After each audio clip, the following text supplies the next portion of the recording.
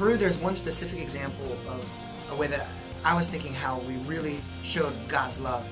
And we got to go into a special forces compound and serve rotisserie chicken, mashed potatoes, and drinks to the soldiers there.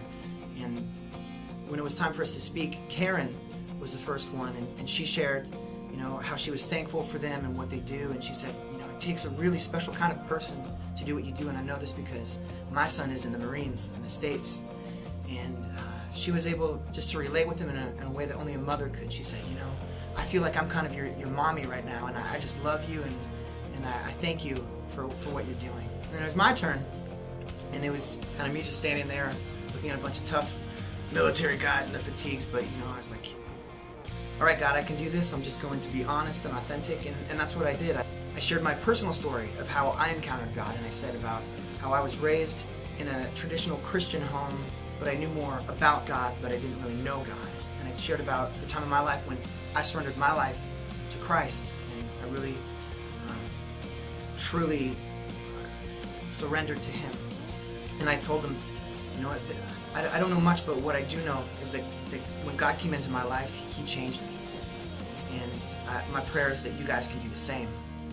And then Carl, it was his turn to speak, and he just shared the gospel. He did an amazing job. He just, basically told them, how they could make that decision in their own lives. And then Mike Kennedy, he asked them, is there anybody here who would want to make that decision tonight?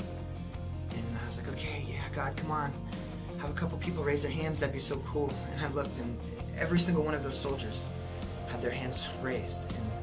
And then, he led them through the sinner's prayer, and just the male voices in unison, just humbling themselves and accepting Christ into their lives was so beautiful. Y en este momento, Dios,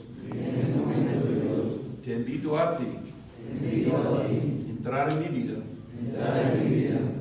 Jesucristo, yo pongo toda mi fe en ti, como mi Salvador. Gracias, Dios, por salvarme. Ayúdame, Dios, a vivir por ti. En el nombre de Jesús. Amen. So it was so great that we got to connect with him. And Mike had shared how, since they've accepted Christ into their lives, they're now sons of God, and we're all part of the same family. And it's just a beautiful way for us to be able to show God's love and share His love with those people.